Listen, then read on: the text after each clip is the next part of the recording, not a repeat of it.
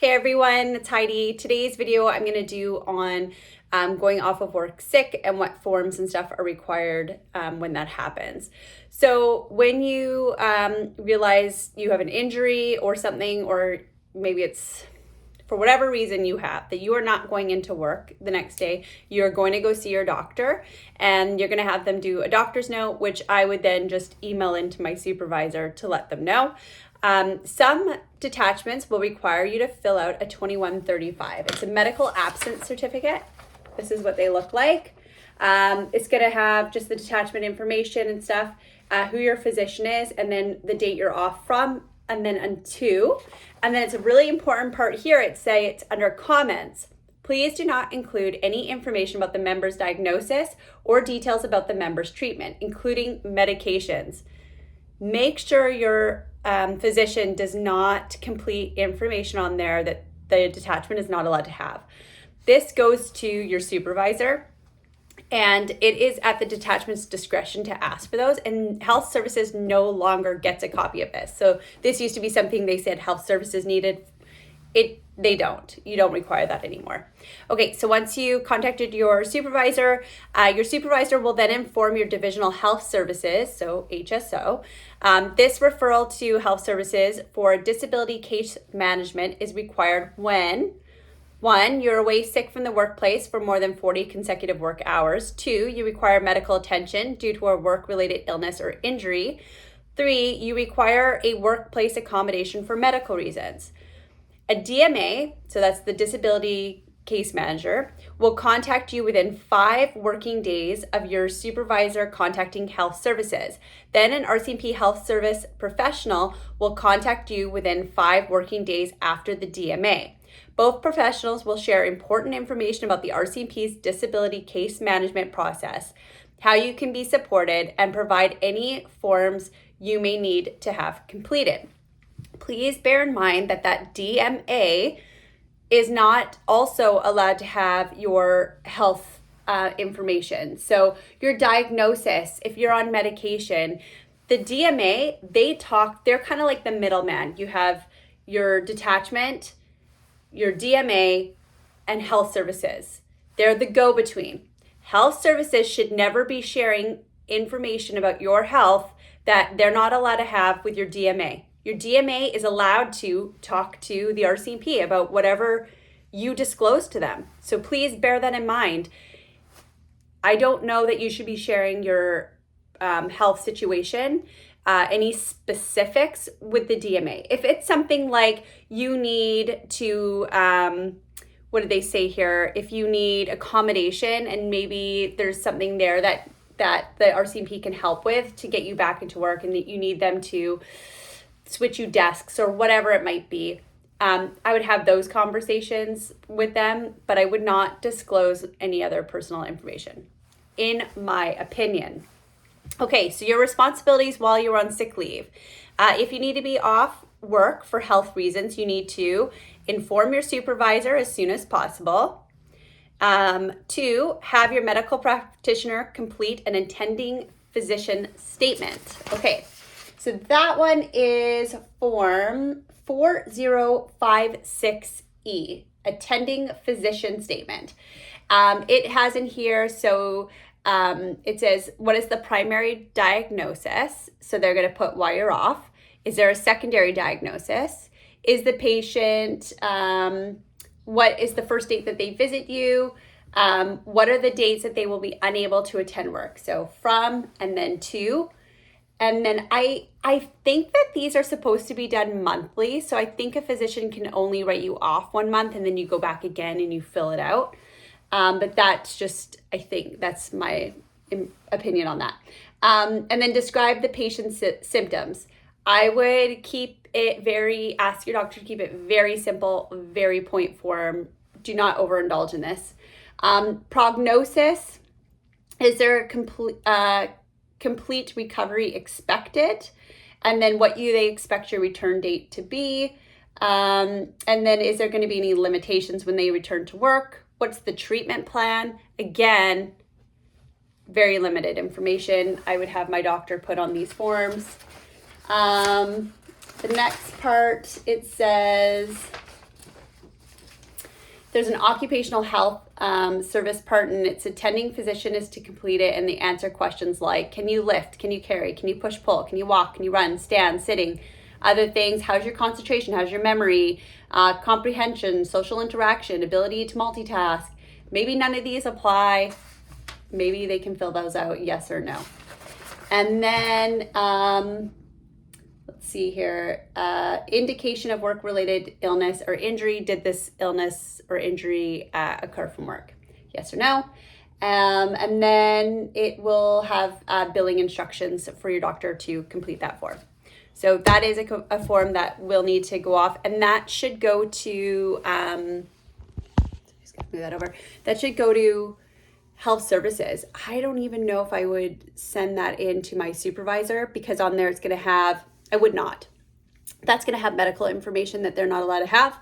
I would send that directly to HSO, not to my supervisor. They're not allowed to know my prognosis or diagnosis and any detailed information. So health services only.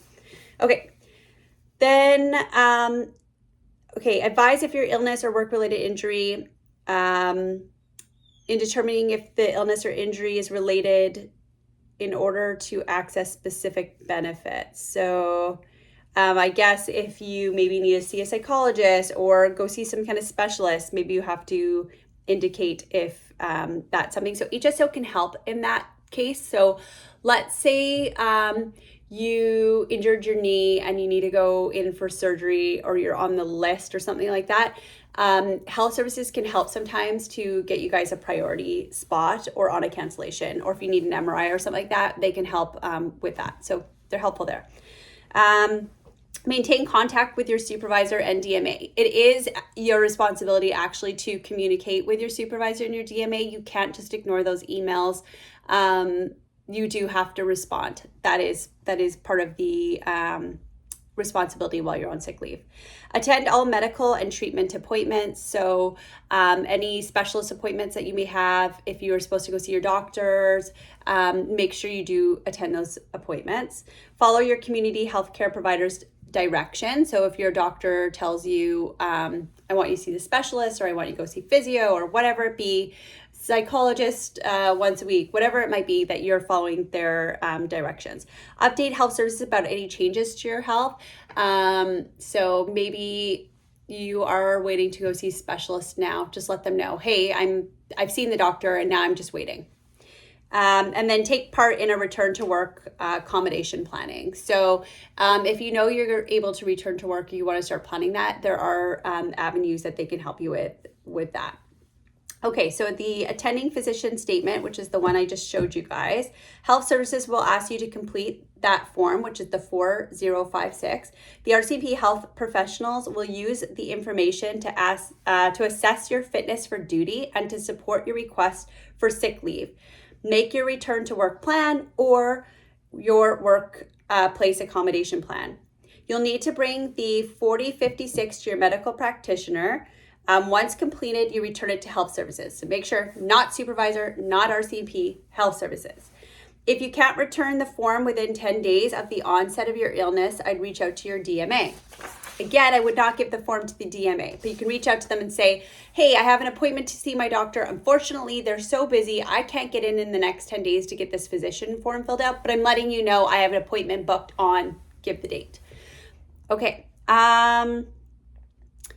Okay, let's see here. So the 2135, which was the original medical certificate that I showed you guys. Again, this reform is not required by health services. If you are unable to work due to health reasons, and this will no longer be requested by health services. The form can be used at management's discretion if they require additional absence validations for a medical reason. They're only allowed to know, are you fit for duty or not? And your doctor will put that on there. Do not give, again, personal information about your medical situation to the RCMP. That is private information that goes to health services. There is something called a special health assessment, which is that form 6502. Let's see, there's a request for health services for review of your medical file from the detachment. Okay, so when the RCMP wants to know information about you from health services, they have to complete that special health assessment form 6502. The form will hopefully, so this form is going to come, your detachment's going to fill it out, and they are going to request information to health services from that. They have to show you that form. I don't think you have to sign it, but you have to be aware of that. I mentioned to you guys in a different video about how to access your medical files and any email, and I said make sure you're on top of that stuff when you're off. In my experience, I was never one time shown a 6502 form, which is, I believe that's in policy that they have to send that to you. And it was just the detachment calling up health services and wanting to know what's going on, my diagnosis, when am I coming back? They're not allowed to know that information, and health services sometimes supplies it to them. So be the person who's on top of that. That is, take responsibility of your own medical situation, and you put a stop to that if that starts to happen. There should never be the detachment phoning health services and asking for an update. They may complete a 6502 form, show it to you that you are aware of what they're going to ask. And on there, they might even say, I want to know a prognosis and when they're due back to work. Health services should say to them, absolutely not. I can tell you that they are fit for duty or unfit for duty. Health services is not allowed to provide your medical information to the RCMP. So please take responsibility for yourself and be on top of that. Do that as your job. You know, you're off work. Let's take responsibility of our own health and make sure we're getting better, but also what is allowed. Know the roles and responsibilities, your role of when you're off duty sick, and then the roles of the RCMP and what they're allowed to ask. If you decide, let's say that you've been off for a while and you do want to take holidays or go away, there's actually nothing wrong with that. You cannot submit leave when you're absent. So my understanding is that health services cannot deny you that time as long as it is supported by your healthcare professional. So in my opinion, I would go in, talk to my healthcare professional here. Maybe your family's planning a trip to Mexico for a week. I would like to go to Mexico with my family. This is the plan. It's this dates. They might say, oh my goodness, for your health, 100%. Maybe you have a mental health reason that you're off of work. Of course, why wouldn't being in the sun and being with your family be helpful? Maybe you have an injury. That injury, you're on a wait list. You can't get in anyways to the specialist. And they're going to say, yeah, what does it matter if you sit at home or if you go sit on the beach? Of course. Then all you're going to do is inform health services or inform your detachment. Health services doesn't even care. In my opinion, they never did. And you would say, I am requesting this date's off and I have the support of my medical professionals. And that's it. And unless they have a very good reason why, they should not be denying you. Anyways, guys, hopefully you found that helpful. Again, if you have any questions, just leave a comment there so I know what I can try and address. Again, I'm doing this to help members. I feel like we just walk in blind and we've got to figure this stuff out on our own. And I wish there was a how-to video when I was going through it because that would have been really helpful. But anyways, hope you guys have a great day. Stay healthy.